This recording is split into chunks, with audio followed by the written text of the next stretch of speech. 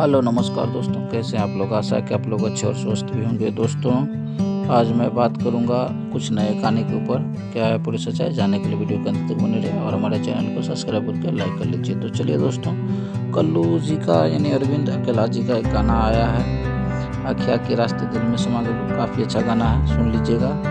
और दूसरा एक नया गाना आया है, दरवाज़ा खुला छोड़ा, ये भी काफ़ी अच्छा गाना है। और एक नया खबर है जी, ये प्रमोद प्रेमी के जितने भी फैंस हैं उसके लिए खुशखबरी है। यूपी 64 मूवी आ चुका है।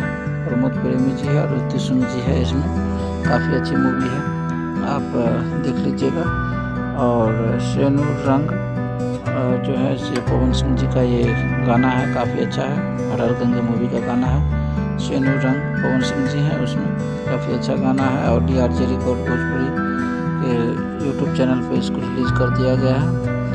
और राकेश जी और इनमें संगीत दिए हैं ओम झा। काफ़ी अच्छा गाना है।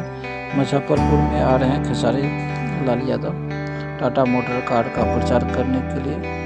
और खेसारी जी का एक फिल्म भी है, आज शाम 5 बजे आएंगे भोजपुरी सिनेमा पर आएंगे शाम 5 बजे लाडू। इस मूवी का शूटिंग लंदन में हुआ है। मूवी अच्छी है, देखिएगा, प्यार दुलार दीजिएगा।